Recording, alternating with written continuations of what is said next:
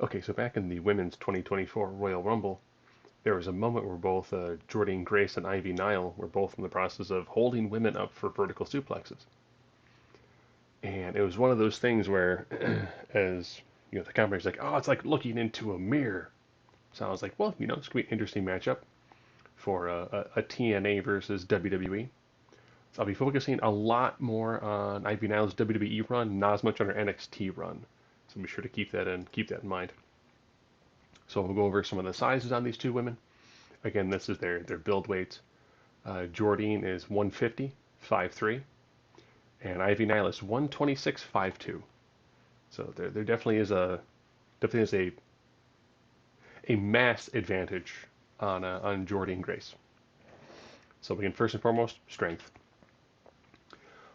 Both of these women are in incredible physical shape. But even looking at the picture that I have here, you can just see that Jordynne has a lot more muscle mass on her, has a much larger and more defined body. Speed.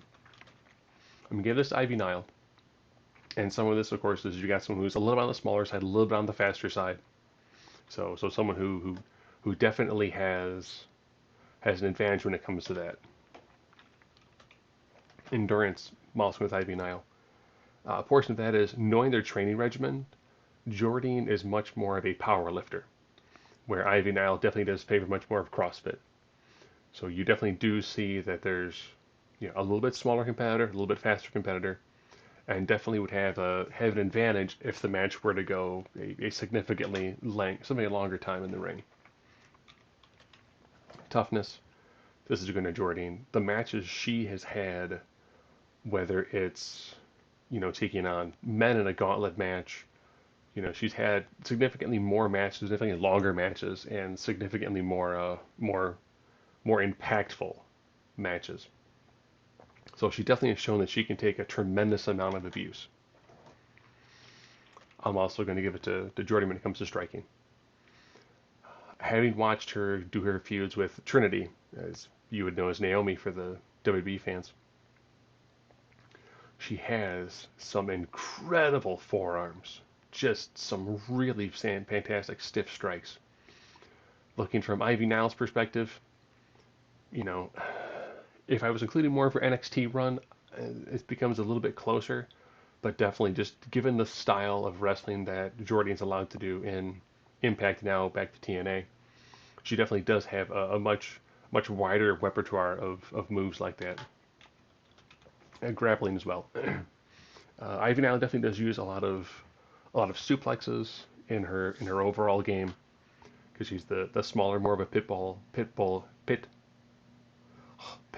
style, sometimes referred to as the bulldog, what was the Diamond Mind. Looking at what Jordynne Grace is able to do, whether it's power bombs, her slams, her suplexes, her cradle driver finisher, definitely just has a much wider, much more devastating series of moves. I even not give her submission. If you haven't actually seen her do it, she has this fantastic dragon sleeper.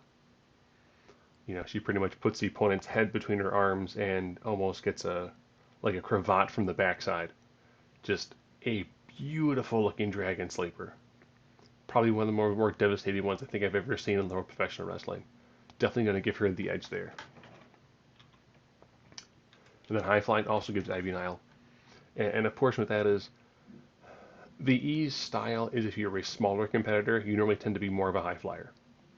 She has done some dives, she has come off of the ropes significantly more on average than what you see from Jordynne Grace. Jordynne Grace very much relies on her power game, her striking game, her grappling game. Isn't known as much for coming off her feet. Over with the crowd. Give it to Jordynne. When you see the way these two women are both portrayed, they're very much a look at this incredible physical specimen coming down to the ring. And Jordynne has a significantly more just impactful overall physique. When she comes down in the ring, people stand up and people take notice. when her music hit, you know, I popped at home because I was like, wait, no, wait, no, and I was like, holy crap! And the crowd had a nice reaction for her as well. It was a combination of one, they were surprised that that the that you had your TNA Impact Knockouts World Champion there. So had she had won, we could have had like a title unification match, which would have been pretty cool. But there's definitely a much more striking appearance when she comes down the ring as opposed to Ivy Nile. Again, not saying Ivy Nile is in any way, shape, or form, not incredibly gifted when it comes to the amount of work she's put in. Just Jordynne Grace is just definitely a much more striking, imposing visage when she comes walking her way down the ring. Ring psychology. Again, I'll give the Jordynne Grace.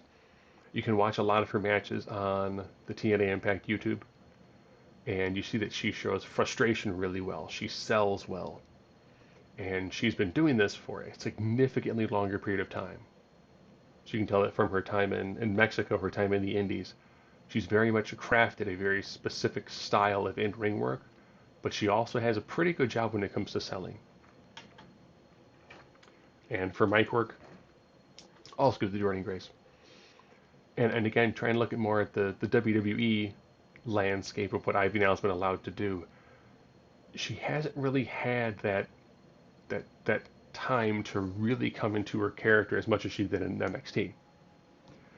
And I think that's one of those things where she's a gifted athlete in NXT, but once you make that jump to the main roster, you're a gifted athlete surrounded by equally gifted athletes. And you can be a medium-sized fish in a small pond, and you're much more noticeable. You become that same size fish, but now you're in a much larger pond. All of a sudden, you don't stick out as much. And as much as people are like, "Oh man, this would be an amazing match to see," I think that unless this match were to go an incredibly long time, and Ivy now would be able to almost kind of just wear down Jordynne Grace, and then hit do more like a stick and move sort of competition, and maybe sneak in that Dragon Sleeper on a weekend. Jordynne Grace, I think if she tries to put it on her normally, I think Jordynne's just way too strong, way too powerful, way too way too gifted a physical competitor. That I do picture Jordynne Grace very easily being able to destroy someone like Ivy Nile inside the ring. And again, it's nothing to do with their overall physical abilities. It has to do with how they've, for the most part, been portrayed for their respective companies and the work that they've been able to do.